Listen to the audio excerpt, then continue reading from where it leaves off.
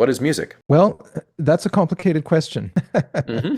Music, well, there's a quote by the Italian composer Luciano Berio who says that music is whatever you listen to with the intention of listening to music. And I suppose that's a decent enough working definition. Hmm. So you can debate what the frontiers are between those two things. But I think that music is hard to pin down because it's a multidimensional art form. There are so many aspects to it. So music has an entertainment dimension to it. There's a lot of music that is made for the express purpose of entertaining the audience. There's music that is made, in more of a spirit of research or scientific inquiry, especially in the medieval era. Music was an object of scientific and philosophical inquiry, so it had that dimension to it as well. Music can be made for strictly commercial purposes, or it can be highly individual and highly subjective. It's a very very big field, and so it's tricky to define it. And I don't know that I would necessarily choose to do so myself. You've noticed that all of the definitions I've come up with are actually quotations from other people. Right.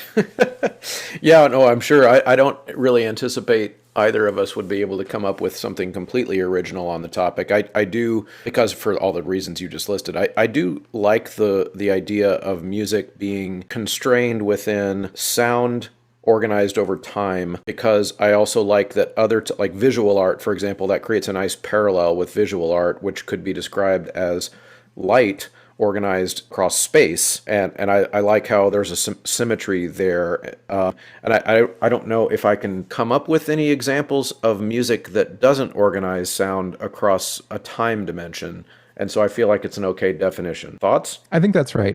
Yeah, I think it's likely a bell curve with steeply sloping sides on either end, right? And so the vast majority of music are organized sounds that unfold over time, for Hmm. sure. And which implies also that music is something dynamic, and it has to do with patterns and patterns that change over time. And my sense is that that is, for the vast majority of people, an indispensable component of what constitutes music. So if something is completely static, if it has no audible change or audible principle of movement in it, then I think it's very difficult for people to hear it as music, for most people.